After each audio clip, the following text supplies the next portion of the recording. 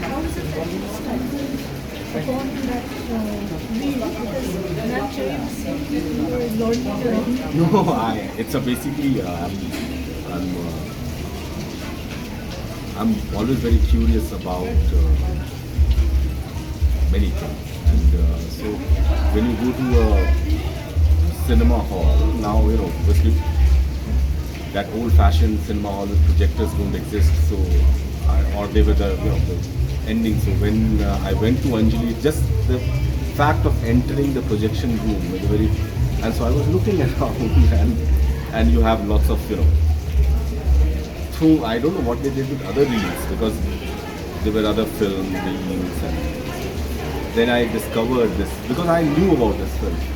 And I knew about this film in the sense of, obviously, as I was saying, I had seen the film when I was 12 years old, because my father took me to see the film, and I don't remember anything of the film. The only thing I remember is black and white film, and I don't know whether people know that earlier there used to be these 16mm projectors which were like portable projectors.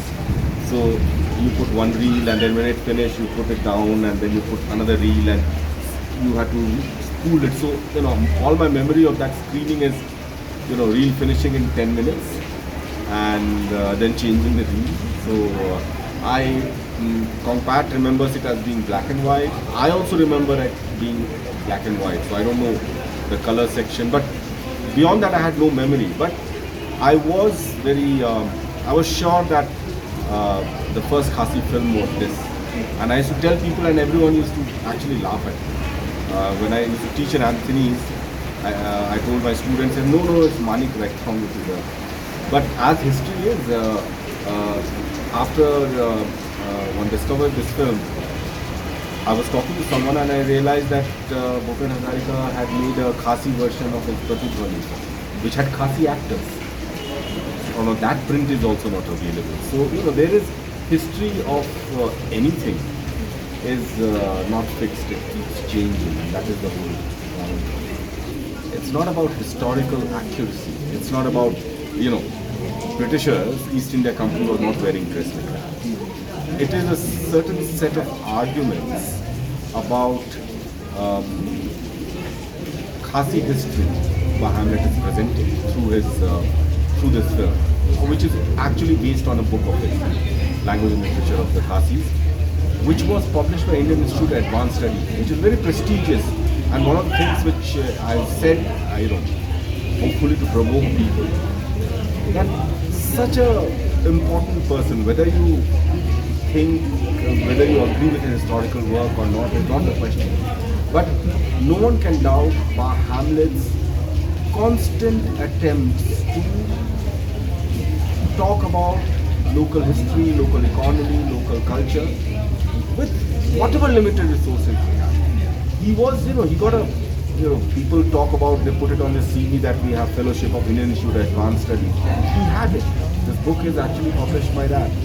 But Meghalaya government is ready to give awards to police officers for literature and that. And Hamlet, someone like Hamlet gets Meghalaya Day Award in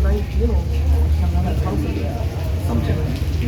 So, it is that. Hopefully people are start taking local attempts without valorizing it, but at least respecting that. So hopefully a film like this would, it's been digitized, and my biggest ambition is to actually collect all the fiction video films which were made actually before this film also. In 1980, that's what I know, someone talks about. But there were like all kinds of Khasi films being made on beaches. I actually formatted the film. And I err on the side of my personal philosophy of archiving, if you have it, is that I do not like to, I oppose colorization. I don't think people have colorized Pather Panchayat. I don't think it's a correct thing.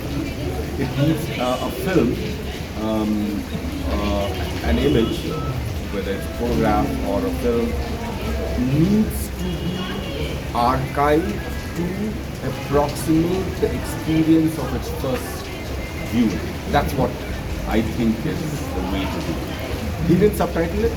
Okay, there can be a subtitled version of the film, but that is not the archival. That's one could have put it in a 16:9 format.